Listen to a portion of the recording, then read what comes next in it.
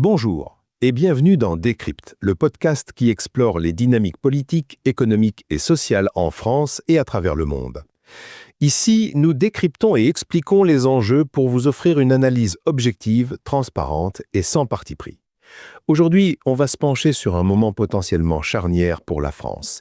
Le pays est vraiment un carrefour politique et social, avec une tension qui est palpable à la veille d'événements qui pourraient bien redéfinir son paysage national. D'un côté, on a le Premier ministre François Bayrou qui s'apprête à engager la responsabilité de son gouvernement devant l'Assemblée nationale. Et de l'autre, un mouvement citoyen d'une ampleur assez inédite, baptisé Bloquons tout, qui menace de carrément paralyser le pays ce mercredi 10 septembre. C'est une réponse en fait à des mesures budgétaires qui sont jugées par beaucoup totalement iniques. Pour comprendre ce qui se passe, il faut vraiment remonter un peu le fil des événements et décortiquer les faits.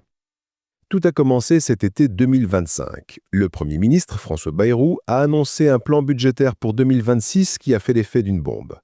L'objectif qu'il a affiché, c'est de réaliser près de 44 milliards d'euros d'économies. Pourquoi ? Pour faire face à un déficit budgétaire qui ne cesse de grimper et une dette publique qui, selon lui, a augmenté de 2000 milliards d'euros en 20 ans. Et il l'a répété, ça menace la France d'un surendettement imminent. Le problème, c'est que les mesures qu'il a proposées sont drastiques et elles ont immédiatement soulevé un tollé. On parle de la suppression de 2 jours fériés, le lundi de Pâques et le 8 mai, du gel des retraites et des prestations sociales, des remboursements de santé qui seraient réduits, une réforme du chômage et même cette idée assez choquante de récupérer les fauteuils roulants après le décès des personnes à mobilité réduite. Face à la contestation, François Bayrou a martelé la nécessité de travailler plus et de combattre ce qu'il a appelé le désenchantement face au travail, allant jusqu'à qualifier cette attitude d'ennemi public. Sauf que cette vision est loin de faire l'unanimité. De nombreux experts, eux, soulignent le problème de la dette n'est pas tant un problème de dépenses que de recettes. En fait, depuis 2017, les gouvernements successifs d'Emmanuel Macron ont drastiquement réduit les impôts, notamment pour les plus riches et les multinationales. Et ces cadeaux fiscaux, ils ont été financés par la dette. Pour vous donner un ordre d'idée, Marine Tondelier des écologistes a chiffré ces cadeaux fiscaux à 40 milliards d'euros par an. C'est ça qui a mécaniquement creusé le déficit et la dette. Et comme si ça ne suffisait pas, le style de François Bayrou, jugé arrogant et méprisant par beaucoup, n'a fait qu'attiser la colère. C'est simple, une enquête a révélé que 84% des Français sont opposés à la suppression des jours fériés. Ce chiffre est révélateur de l'ampleur du mécontentement. Et c'est dans ce climat de frustration et de ras-le-bol général que l'appel à tout bloquer a émergé. C'était en juillet et le mouvement a pris une ampleur incroyable sur les réseaux sociaux. L'appel a été lancé à la base par un groupe assez obscur et d'anciennes figures des Gilets jaunes. Il est difficile à cerner vraiment. Il est décrit comme nébuleux et apolitique, sans aucun leader clair ou programme politique défini. Mais le slogan « Bloquons tout » est absolu. Il est fédérateur et il reflète un ras-le-bol face à des inégalités sociales, environnementales et territoriales qui s'accumulent. Les actions prévues sont variées et ça va bien au-delà d'une simple manifestation. Un blocage total du pays, des grèves, le boycott des paiements par carte bancaire, la non-consommation et l'occupation de lieux publics. On retrouve même des militants des Gilets jaunes qui se sentent investis d'une mission, avec cette nostalgie de 2018 et l'envie de reprendre les ronds-points. Jacqueline Moureau, une ancienne figure du mouvement, a même estimé que celui-ci pourrait être beaucoup plus massif que celui de 2018.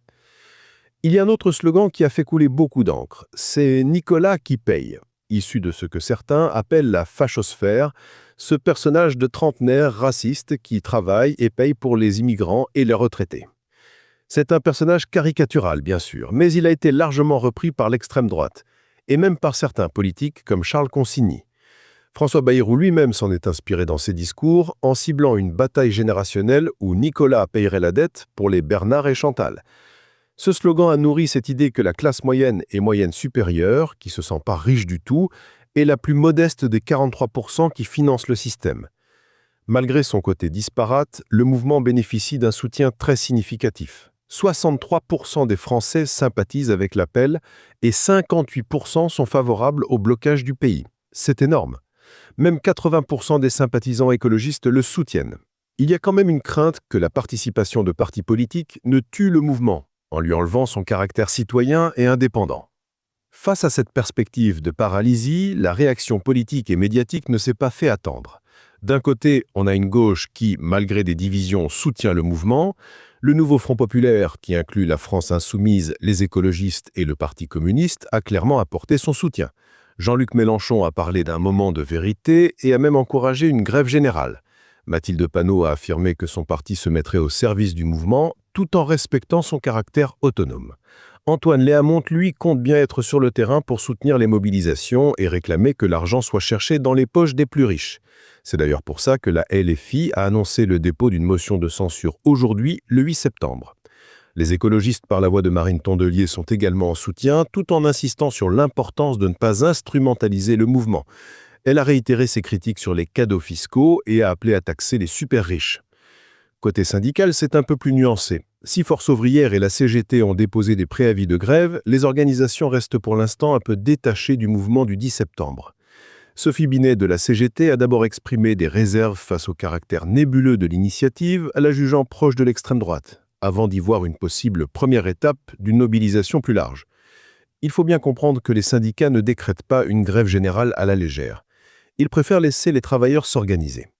Et de l'autre côté, le gouvernement et la droite ont adopté une ligne de fermeté et de discrédit.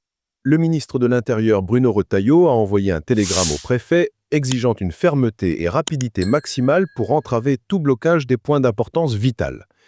Le parquet de Paris a même renforcé ses équipes et prévoit des audiences supplémentaires pour juger rapidement les éventuels fauteurs de troubles. Certains historiens craignent que la répression soit pire que pour les Gilets jaunes. Le gouvernement et ses soutiens ont également cherché à tourner le mouvement en dérision et à le discréditer. François Bayrou a comparé les manifestants aux esclaves d'Astérix et Obélix. Les macronistes, eux, ont accusé LFI de créer le chaos. Quant au Rassemblement national, bien qu'ils comprennent la détresse des Français, ils se gardent bien de s'improviser instigateurs de manifestations. Certains membres du RN ont même présenté le soutien de LFI comme un cadeau à Emmanuel Macron, car ça facilite la disqualification du mouvement. Dans les médias traditionnels, on a aussi vu une agitation, avec des termes comme nébuleux ou anti-système qui reviennent sans cesse. On essaie de situer le mouvement entre l'extrême droite et l'extrême gauche, interrogeant sa légitimité et accusant la gauche de récupération politique. Et un argument central a été agité par le gouvernement et certains économistes, le risque d'une crise financière majeure et d'une intervention et du FMI si le gouvernement tombait, ce qui imposerait des mesures extrêmement radicales et antisociales. Des personnalités comme Jacques Attali ont agité ce spectre. Sauf que cette thèse est largement contredite. Henri Guinaud la qualifie de réalité complètement inventée. D'autres, comme Thomas de Média, y voient le rêve des partisans de réformes ultralibérales en rappelant que la France n'est pas la Grèce. Elle possède un patrimoine public et une épargne citoyenne significatifs, qui pourraient largement couvrir sa dette. Le pays est riche, et la dette est souvent présentée de manière très alarmiste, sans prendre en compte le pourcentage du PIB ou les taux d'intérêt réels. Alors, où en est-on aujourd'hui, le 8 septembre ? François Bayrou joue son va-tout en demandant un vote de confiance à l'Assemblée nationale. L'issue, il faut bien le dire, semble scellée. Le nouveau Front populaire et le Rassemblement national ont déjà annoncé qu'ils voteraient contre le gouvernement. À eux deux, ils représentent un total de 315 députés, soit 25 de plus que la majorité absolue. La chute de François Bayrou semble désormais réglée. Même le Parti socialiste, malgré son historique complexe, a annoncé qu'il ne voterait pas la confiance. Cette manœuvre de Bayrou, placée 2 jours avant la mobilisation du 10 septembre, c'est une tentative de reprendre la main sur l'agenda politique. S'il survivait, il serait légitimé. S'il tombe, le problème ne serait plus le sien, et ça laisserait les mains libres au président Macron pour potentiellement dissoudre l'Assemblée nationale. Un scénario que beaucoup jugent le plus désastreux. L'impact de cette chute annoncée sur le mouvement du 10 septembre est incertain. Certains espèrent que ça va assécher la mobilisation en offrant une victoire politique aux opposants. D'autres, au contraire, pensent que ça pourrait l'accélérer et pousser à des réclamations encore plus fortes de la part d'un futur gouvernement. Finalement, la France est sur une plaque chauffante. C'est une expression qui prend tout son sens. Les jours à venir sont absolument cruciaux. Le rejet massif de la politique gouvernementale, la colère sociale et le soutien populaire au mouvement « Bloquons tout » témoignent d'une profonde crise de confiance dans les institutions. Le vote de confiance d'aujourd'hui et la mobilisation du 10 septembre pourraient bien marquer un tournant décisif. La question centrale demeure. Est-ce que cette période d'intense agitation aboutira à des changements profonds et légitimes ou à une explosion qui accentue la fragilité de la France ? L'avenir politique et social du pays se joue maintenant. entre la peur de l'effondrement et l'espoir d'un renouveau. Merci de nous avoir suivis. Restez attentifs car la suite de ces événements sera sans doute plein de rebondissements. On se retrouve très bientôt pour un nouveau décryptage.